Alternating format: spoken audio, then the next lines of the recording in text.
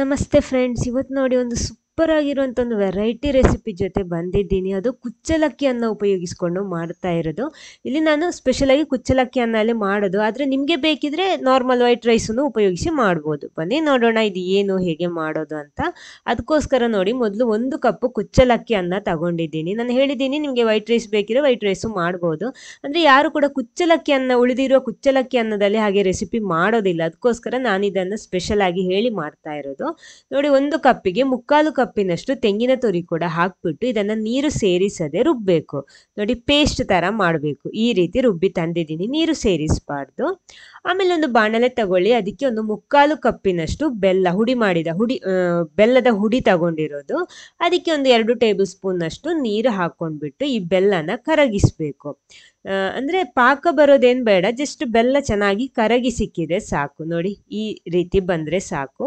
ಇದಿವಾಗ ನಾನು 3/4 ಕಪ್ ತಗೊಂಡಿದ್ದೀನಿ. ಇದು ಒಳ್ಳೆ ಸ್ಟ್ರಾಂಗ್ ಸ್ವೀಟ್ ಇರುತ್ತೆ. ನಿಮ್ಗೆ ಬೇಕಿದ್ರೆ ಸ್ವಲ್ಪ ಕಡಿಮೆ ಸಾಕು ಅಂದ್ರೆ ಒಂದು ಅರ್ಧ ಕಪ್ ಆದ್ರೂ ತೊಂದರೆ ಏನಿಲ್ಲ, ಕರೆಕ್ಟ್ ಆಗಿಯೇ ಬರ್ಬಹುದು.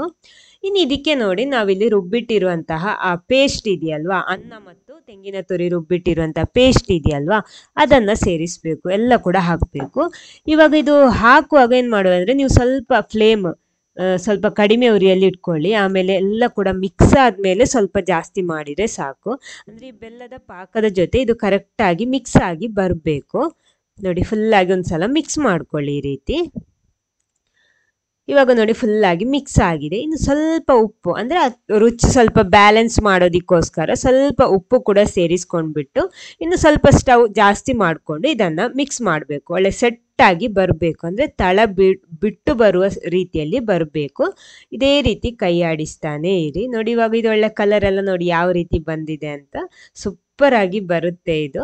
ನೋಡಿ, ಇವಾಗ ಸ್ವಲ್ಪ ಸೆಟ್ ಆಗ್ತಾ ಬಂದಿದೆ. ಇವಾಗ ಸ್ವಲ್ಪ ನೋಡಿ, ತಳ ಬಿಟ್ಟು ಬರುವ ಸ್ಟೇಜಲ್ಲಿ ಬರ್ತಾ ಇದೆ. ಇವಾಗ ಬಂದಿಲ್ಲ, ಫುಲ್ ಸೆಟ್ ಆಗಿಲ್ಲ, ಆದ್ರೂ ಸ್ವಲ್ಪ ಸೆಟ್ ಆಗ್ತಾ ಬರ್ತಾ ಇದೆ. ಈ ಸ್ಟೇಜಲ್ಲಿ ಇದಕ್ಕೆ ನಾನಿಲ್ಲಿ 1 ಟೀ ಸ್ಪೂನ್ ಅಷ್ಟು ತುಪ್ಪ ಹಾಕ್ತೀನಿ. ಮೊದಲು ಜಾಸ್ತಿ ತುಪ್ಪ ನಾನು ಇದಕ್ಕೆ ಬಳಸ್ತಾ ಇಲ್ಲ. ಮೊದಲು 1 ಟೀ ಸ್ಪೂನ್ ಹಾಕೊಂಡ್ಬಿಟ್ಟು ಅದು ಫುಲ್ ಆಗಿ ಎಳ್ಕೊಳ್ಳಿ. ನೋಡಿ, ಇವಾಗ ಫುಲ್ ಆಗಿ ಎಳ್ಕೊಂಡಿದೆ. ಇವಾಗ ಪುನಃ 1 ಟೀ ಸ್ಪೂನ್, ನಾನು ಇದಕ್ಕೆ ಟೋಟಲ್ 2 ಟೀ ಸ್ಪೂನ್ ಅಷ್ಟು ತುಪ್ಪ, ಟೇಬಲ್ ಸ್ಪೂನ್ ಅಲ್ಲ, ಟೀ ಸ್ಪೂನ್ ಅಷ್ಟೇ ತುಪ್ಪ ಬಳಸಿರೋದು. ನೋಡಿ, ಫುಲ್ ಆಗಿ ಒಂದ್ಸಲ ಮಿಕ್ಸ್ ಮಾಡ್ಕೊಳ್ಳಿ. ಸೆಟ್ ಆಗ್ತಾ ಬರ್ತಾ ಇದೆ ಇವಾಗ. ನೋಡಿ, ಅಂದ್ರೆ ಫುಲ್ ಆಗಿ ಅದು ತಳ ಬಿಟ್ಟು ಅದು ಬರುತ್ತೆ. ಇವಾಗ ನೋಡಿ, ಪುನಃ ಸೆಟ್ ಆಗ್ತಾ ಬರುವಾಗ ಇದಕ್ಕೆ ಏಲಕ್ಕಿ ಹುಡಿ ಕೂಡ ಸೇರಿಸ್ಬೇಕು. ಏಲಕ್ಕಿ ಹುಡಿ ಸೇರಿಸ್ಕೊಂಡು ಕೂಡ ಒಂದ್ಸಲ ಸಣ್ಣಕ್ಕೆ ಈ ರೀತಿ ಮಿಕ್ಸ್ ಮಾಡ್ಕೊಳ್ಳಿ. ನೋಡಿ, ಇವಾಗ ಈ ರೀತಿ ನಾನಿಲ್ಲಿ ನಾನ್ ಸ್ಟಿಕ್ ಪ್ಯಾನ್ ಎಲ್ಲ ಉಪಯೋಗಿಸಿರೋದು. ಆಮೇಲೆ ಇದಕ್ಕೆ ಫೈನಲ್ ಆಗಿ ನಾವು ಸ್ವಲ್ಪ ನಟ್ಸ್, ಅಂದ್ರೆ ಗೋಡಂಬಿ, ಬಾದಾಮಿ ಯಾವುದು ಸೇರಿಸ್ಬೋದು. ಅದನ್ನ ಜಜ್ಜಿಬಿಟ್ಟು, ಅಂದ್ರೆ ಸಣ್ಣ ಸಣ್ಣ ಪೀಸ್ ಮಾಡಿಬಿಟ್ಟು ಹಾಕಬೇಕು. ನಾವು ತುಪ್ಪದಲ್ಲಿ ಫ್ರೈ ಮಾಡಿ ಹಾಕೋದಕ್ಕಿಂತ ಈ ರೀತಿ ಕ್ರಷ್ ಮಾಡಿ ಹಾಕಿದ್ರೆ ಈ ರೆಸಿಪಿಗೆ ಸ್ವಲ್ಪ ಟೇಸ್ಟ್ ಇನ್ನೂ ಜಾಸ್ತಿ ಸಿಗುತ್ತೆ. ಅಂದ್ರೆ ಅದು ತಿನ್ನುವಾಗ ಒಳ್ಳೆ ಎಡೆಗೆ ತಿನ್ನುವಾಗ ಸೂಪರ್ ಆಗಿ ಬರುತ್ತೆ. ನೋಡಿ, ಇದಿವಾಗ ತಳ ಬಿಟ್ಟು ಬರ್ತಾ ಇದೆ. ನೋಡಿ, ನಾನು ಹೇಳಿದ್ದೀನಿ ನಾನು ಇದು ನಾನ್ ಸ್ಟಿಕ್ ಪ್ಯಾನ್ ಅಲ್ಲ, ಆದ್ರೂ ನೋಡಿ ಎಷ್ಟು ಚೆನ್ನಾಗಿ ತಳ ಬಿಟ್ಟು ಬರ್ತಾ ಇದೆ ಅಂತ. ಈ ಸ್ಟೇಜಿಗೆ ಬರುವಾಗ ನಿಮ್ಗೆ ಸ್ಟವ್ ಆಫ್ ಮಾಡ್ಬೋದು. ನೋಡಿ, ಇದು ಕರೆಕ್ಟ್ ಆಗಿ ಬಂದಿದೆ. ನಮ್ಮ ಸೂಪರ್ ಆಗಿರುವಂತಹ ಅನ್ನ, ಅದು ಕುಚ್ಚಲಕ್ಕಿ ಅನ್ನದಲ್ಲಿ ಮಾಡುವಂತ ಒಂದು ಹಲ್ವಾ ನೋಡಿ ಇಲ್ಲಿ ರೆಡಿ ಆಗ್ತಾ ಇದೆ.